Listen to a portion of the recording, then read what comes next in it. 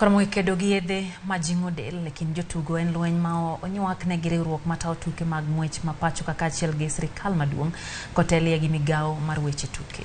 Kono wuoyo boma ma Eldoret romo mano kelo kanyakla jodito e sekta mar tuke mag ng'wech jata tije duol ma ochung' ne ng'iyo bidhruok e weche mag tuke mag ng'wech Brett Clouthier nolero ni Kenya nyaka tim kinda e kedo gi yedhe maketho nying jotugo. Riwruok mar ng'wech e piny mangima oseketo Kenya e listi mag pinje ma jotuk gitiyo gi yedhe gi okang' mamalo. Kata kamano Kenya nomi thuolo mar kedo gi yedhe gi kapok ochopo okang' ma inyalo migi kum. Sirkal maduong' osesingo omenda maromo siling milion 5 pesa ma dola ma en ranyisi ni yedhe majing'o del ibiro kedgo.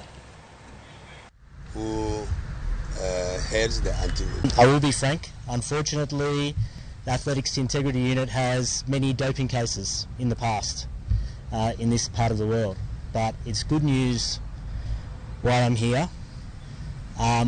We're working very hard to solve the doping menace in Kenya. The national government, through the Ministry of Sport, has pledged $5 million per year in additional funding to tackle this menace. The President of World Athletics visited Kenya, although he did not come here, but he was in Nairobi.